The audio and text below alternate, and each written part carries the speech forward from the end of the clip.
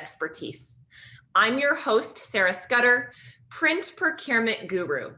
I run Real Sourcing Network, a print procurement tech startup that leverages technology to provide companies with an innovative and painless way to buy high quality print for less.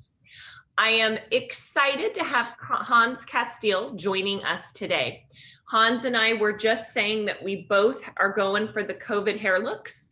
I have now not cut my hair for 13 months, which is absolutely crazy, since I normally cut my hair every 6 weeks, and Hans going for the crazy look as well. So Hans, I always like to make our interviews a little bit fun and personal. So to start us off, please share 2 random non-business related fun facts about yourself. About me? Oh dear. Yes. I'm all about business, so I'm not quite sure that I have any fun facts that are not business related. I cook. I love to cook, which is what keeps my marriage together. My wife is a psychologist, and so when she has interviews with her clients, for her, it's nice to come back and have a cooked meal for her, and that happens every day. So it's become a habit. What's your favorite dish to make? So I went to Peru, and I was surprised about the quality of the stuff that they're cooking in Peru. And there is this dish where they have a thing called taku taku, which is rice or leftover rice. It originates from the early days of railroad laying, when you had rosemary growing on the side of the railroad track, and you had cooked rice that was leftovers from yesterday. You kind of put it together, bake it together with a salad and some goose liver. And I know it sounds disgusting, but it's actually really good. So that's my favorite dish. Well, I will happily come over if you're ever making a vegetarian meal. I'll email you a copy. So Hans, tell me a little bit about yourself and your current role. Currently, I am an independent management consultant, and there are a variety of reasons for it. COVID had nothing to do with it. This was a decision I made on my own accord.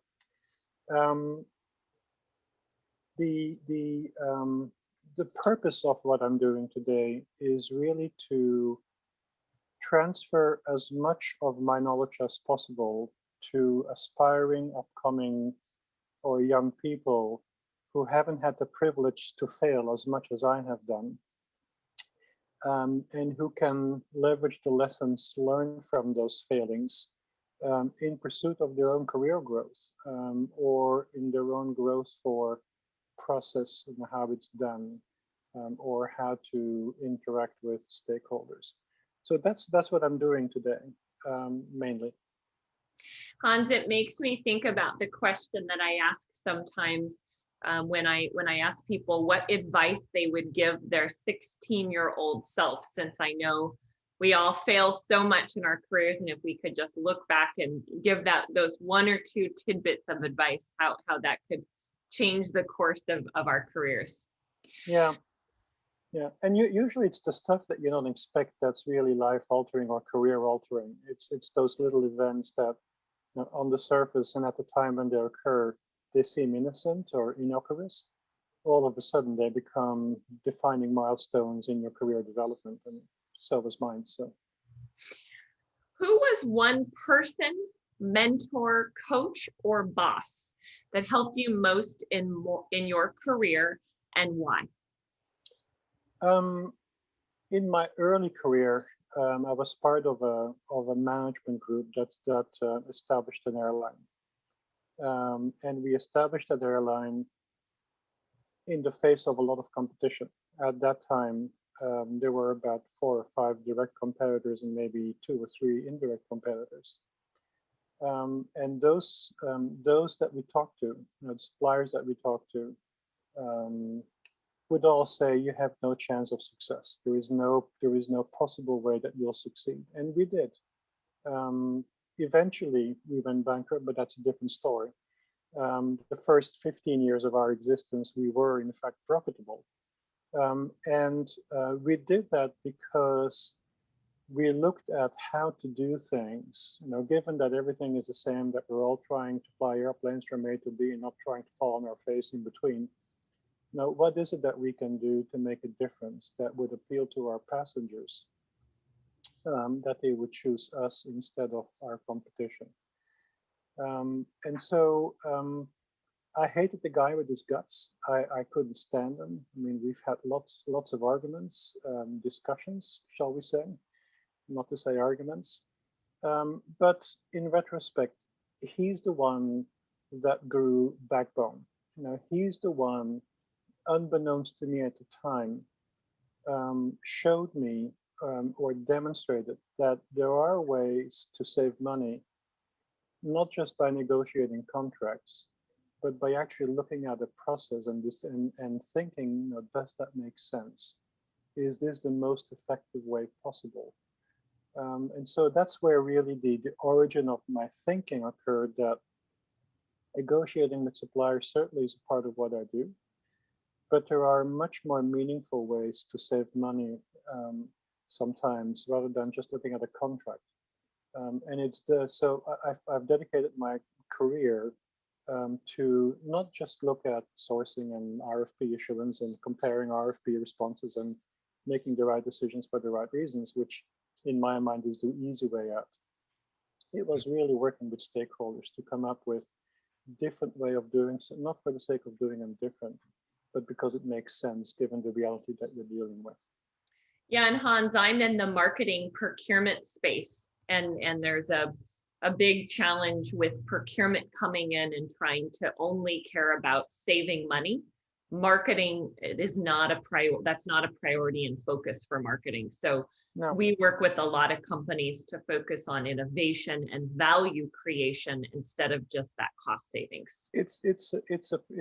I've come to the conclusion that that's an output, that's an outflow from who reports to whom within enterprises.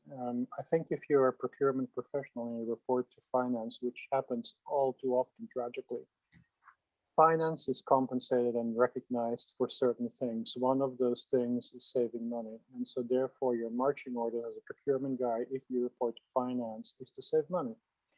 And then you go into these endless discussions as to whether that's a savings or whether that's a cost avoidance.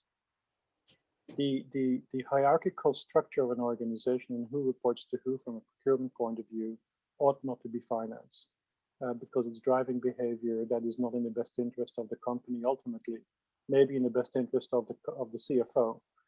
It's certainly not in the best interest of the procurement professional that works with them, and it's certainly not in the best interest of organizations.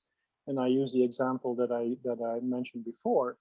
If you look for cost savings or cost elimination opportunities by looking at processes and how do we do things, and can I debundle a bundle of components that constitute an aircraft engine and perhaps extend the lifespan of one of the components that breaks down, therefore extending my period of maintenance. I mean, it's a savings, but it's not recognized. And so therefore I would say, try not to report to the CFO. If you work for an organization that is not a bank, for instance, or that's not an insurance company, because then you don't have those opportunities. Mm-hmm. And what is the most innovative thing that you've seen in your space in the last 12 months? It's the use of digital technology to make sense of data. I mean, I think so. Two factors: the availability of digital wherewithal, the availability of digital technology is predicated on the state of your data. And I think there is now becoming an understanding that how you manage that data and how you massage it in order to be ready for digital access is becoming key. And I've also seen now people using digital data to do things that they should have been doing a long time ago. And with the emergence of the realities of this pandemic response are becoming absolutely essential, which is, so I have the data, how do I engage in fact-based and data-driven discussions with my stakeholders? How do I do a risk analysis, for instance, based on previous and anticipated parameters? How do I deal with demand management? And do I have what if scenarios that if I look at some of the data that I have that's been captured historically, does it allow me to extrapolate some conclusions that I can then use in the formulation of a strategy with my stakeholders. So that's the one thing that I think has been the most innovative. The other innovative thing is that people are starting to realize that ERP type applications are probably a waste of time. Yeah, there's a shift and a philosophy that I believe in, that one ERP system does not solve all problems, and it's important for companies to look at niche category solutions that then integrate centrally for data and PO processing. So I'm a big believer right, that that's the future, and we're going to see more and more organizations adopt that model. It's back to the future, yes. Han, what is one unique thing that we don't know about you? I'm a rebel at heart. I realize that if you work in a corporate hierarchy, being a rebel at heart is not exactly a career enhancing aspect to have. But I do think, and if you manage it carefully, that rebel at heart attitude also propels to think. I hate to use the expression, but to think outside of the box. I think there is always a better way of doing things. There are always better solutions for accomplishing a task or an objective. I found a lot of people have bought into mantras and dogmas, and I think that's to their detriment. I think an independent thought, rooted in reality and rooted in expertise, is what I'm trying to convey to the people that I interact with to mentor them in their career progress. My wife would say it's attention deficit and probably would describe some medication for it.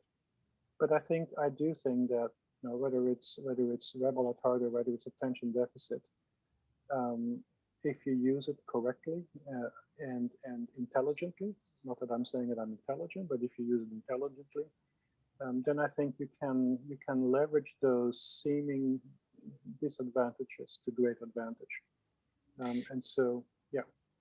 And I think, Hans, if you look at a lot of the people that have made major innovations or built some of the biggest companies in the world, they didn't get there by doing what everyone else had done, right? They questioned the status quo, and they thought they were their own thinker. That's right. And they probably failed multiple times. And I think failure is part of growing. And I view failure as not as a liability, but as an asset. And I'm probably in a minority of having that view. But if you don't fail, you don't learn. It's a hard lesson. It's a hard way to learn. It's a bit like a parent looking at your 4-year-old and say, well, if you step there, you're going to fall on your face. And the 4-year-old says, I'll do it myself. And then steps there and falls on their face. It's like, well, I told you so. It's the same thing. It's the same thing in your career. You need to have the courage to fail. And failure ought not to discourage you. It ought to be a motivator. So Hans, our final question for today is, what is one piece of advice you can give to people who are clawing up the ranks? So I have 2 pieces, if that's okay. First of all is go back to basics. Companies have spent millions of dollars investing into ERP type applications. And what they're forgetting is that the application there is in support of a process, not to replace the process. If you don't understand the process, then any type of technology that you'll invest in probably is not going to compensate for your lack of knowledge or your lack of professionalism. And I think that's the mindset of a lot of people that invest in those type of applications on the one hand. And then the second piece of advice that I have is get to know data, make friends with data.